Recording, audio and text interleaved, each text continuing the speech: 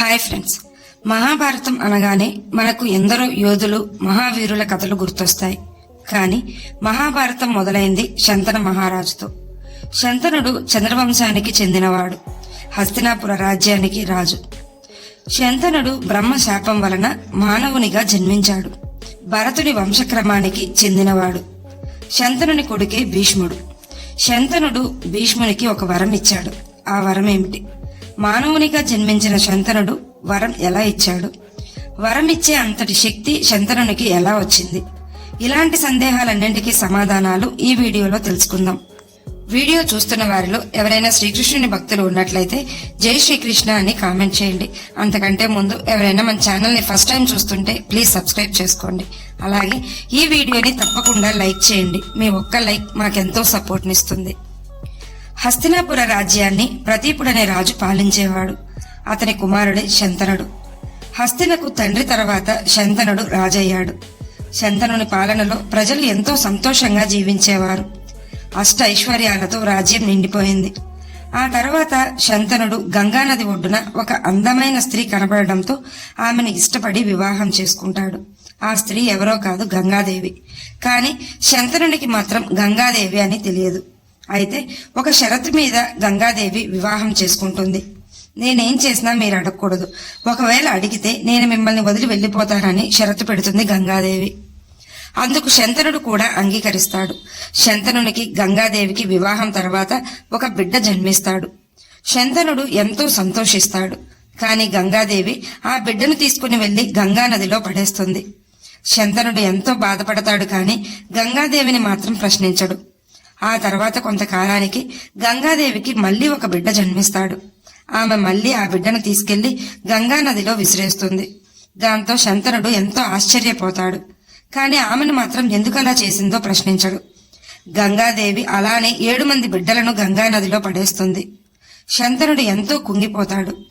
గంగాదేవి మళ్లీ ఇంకొక బిడ్డకు జన్మనిస్తుంది. మళ్లీ ఆ బిడ్డను గంగా నదిలో పడేయడానికి తీసుకెళ్తుండగా శంతనుడు ఆపి ఎందుకిలా చేస్తున్నావంటూ ప్రశ్నిస్తాడు. వెంటనే ఆమె గంగాదేవి రూపం దాల్చుతుంది. శంతనుడు నిర్ఘాంతపోతాడు.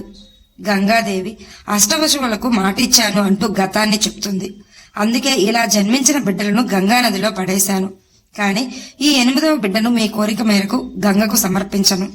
కొంతకాలం నేను పెంచి తర్వాత మీకు అప్పగిస్తాను అని చెప్పి ఆ బిడ్డను తీసుకెళ్లిపోతుంది గంగాదేవి.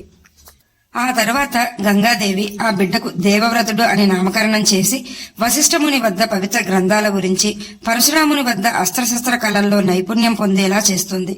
దేవవ్రతుని విద్యాభ్యాసం పూర్తయ్యాక శంతనునికి అప్పచెప్తుంది గంగాదేవి. దేవవ్రతుడే ఆ తర్వాత భీష్మునిగా పిలువబడ్డాడు. దేవవ్రతుడు భీష్మునిగా ఎందుకు పిలువబడ్డాడంటే శంతనుడు సత్యవతి అనే స్త్రీని ఇష్టపడతాడు. కాని సత్యవతి తండ్రి సత్యవతిని ఇచ్చి వివాహం చేయాలంటే ఒక షరతు పెడతాడు. సత్యవతికి కలిగే పిల్లలకు మాత్రమే హస్తినాపుర సింహాసనంపై సర్వహక్కులు ఉండాలంటూ షరతు పెడతాడు. దాంతో శంతనుడు ఎంతో బాధపడి ఆ షరతుకి అంగీకరించడు. కాని తనలో తానే ఎంతో బాధకు గురవుతాడు.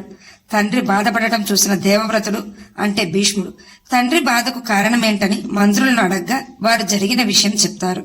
దాంతో భీష్ముడు సత్యవతి తండ్రి వద్దకు వెళ్లి మీ షరతుకు నేను అంగీకరిస్తున్నాను, నాకు సింహాసనంపై ఎలాంటి హక్కులు ఉండవని నేను మాటిస్తున్నాను అని చెప్తాడు. కాని సత్యవతి తండ్రి మాత్రం నీ తర్వాత వచ్చే వారసులకు కూడా ఎలాంటి హక్కు ఉండకూడదని చెప్తాడు. అందుకు భీష్ముడు నేను వివాహం చేసుకోను, భవిష్యత్తు తరాల నుండి మీకు ఎలాంటి సమస్య రాకుండా జీవితకాల బ్రహ్మచర్యాన్ని పాటిస్తానని భీష్ముడు మాటిస్తాడు. దాంతో శంతనునికి సత్యవతికి వివాహం జరిపిస్తారు.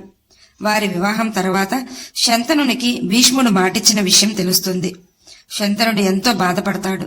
తండ్రి కోసం ఇంతటి గొప్ప త్యాగం చేసిన భీష్మునికి శంతనుడు వరం ఇవ్వాలనుకుంటాడు. శంతనుడు స్వచ్ఛంద మరణం అనే వరాన్ని భీష్మునికి ప్రసాదిస్తాడు. అసలు మానవునిగా జన్మించిన శంతనుడు వరం ఇచ్చే అంతటి శక్తి ఎలా వచ్చిందంటే దేవలోకం నుండి ఒక శాపం వల్ల జన్మించాడు శంతనుడు. శంతనుడు ఎంతటి వ్యాధినైనా తన స్పర్శతోనే ప్రజలకు తగ్గిపోయేలా చేసేవాడు. శంతనుడు సాక్షాత్తు గంగాదేవిని వివాహమాడాడు.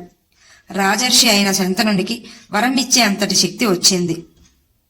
ఈ వీడియో మీకు నచ్చినట్లయితే లైక్ చేయండి, షేర్ చేయండి, అలాగే సబ్స్క్రైబ్ చేసుకుని పక్కనే ఉన్న బెల్ ఐకాన్ ని ఆన్ లో ఉంచుకోండి. Thanks for watching.